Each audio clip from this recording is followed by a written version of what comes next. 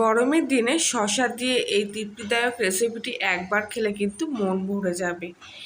বাড়িতে অনেক সময় শসা কিন্তু পেকে যায়, সেগুলো আমরা ফেলে দিই, কিংবা বাজারেও কিন্তু অনেক সময় এরকম বড় শসা দেখা যায় যেগুলো গাগুলো একটু হলুদ হয়ে গেছে। ঠিক ওই রকমই 3টে শসা আমি এখানে নিয়ে নিয়েছি। প্রথমে শসার খোসাগুলো আমি একটু মোটা করেই বাদ দিয়ে দিচ্ছি।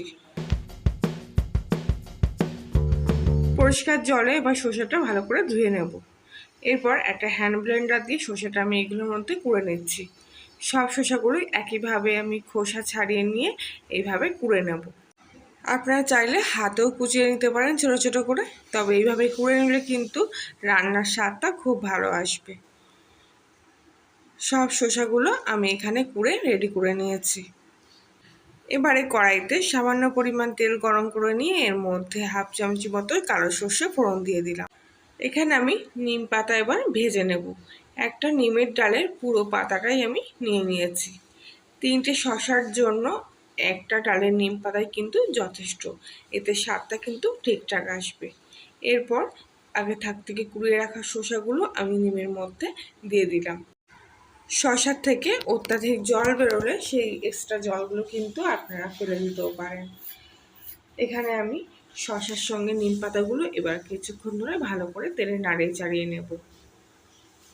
শসার যে জলটা আছে সেটা কিন্তু এর ফলে শুকিয়ে যাবে। এবার এর মধ্যে পরিমাণ মতো লবণ দিয়ে দেব আর দিয়ে দেব সামান্য পরিমাণ চিনি। চিনিটা পুরোপুরি গলে যাওয়া অবধি আমি শসাটা কিন্তু ভালো করে তেলের সাথে কষবো। এক্ষেত্রে যেহেতু কোনো রকম হলুদ ব্যবহার করছি না, তাই চিনিটাই কিন্তু রান্নার কালারটা নিয়ে আসবে। তাই আমি চিনিটা যতক্ষণ না গলবে ততক্ষণ কিন্তু শসাটা ভালো করে কষবো। কিছুক্ষণ এইভাবে কষার পর যখন দেখবেন কড়ার গায়ে অল্প অল্প লেগে আসছে আর লালচে একটা ভাব চলে এসছে রান্নায়, তখনই কিন্তু এর মধ্যে আমি সামান্য পরিমাণে একটু জল দিয়ে দেব। এক্ষেত্রে আপনারা জলের পরিবর্তে তরল দুধও ব্যবহার করতে পারেন। খুবই সামান্য পরিমাণ জল দিয়ে দিলাম।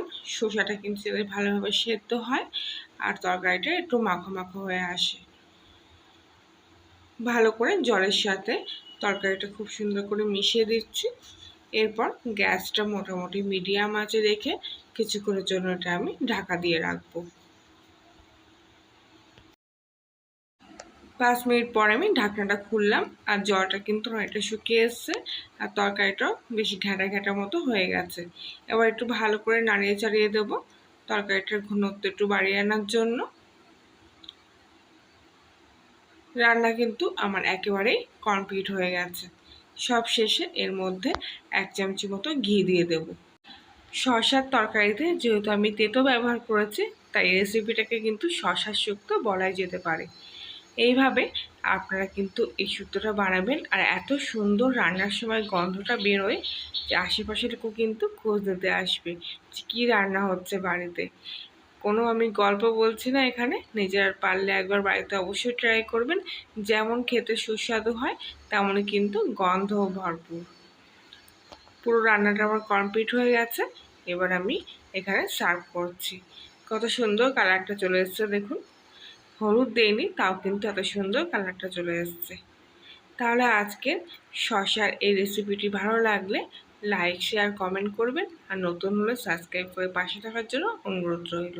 কলোনির রান্নাঘরের আজকের রেসিপি এখানেই। আবার দেখা হচ্ছে অন্য একদিন নতুন কোনো রেসিপির সাথে। ততক্ষণ সবাই ভালো থাকবেন।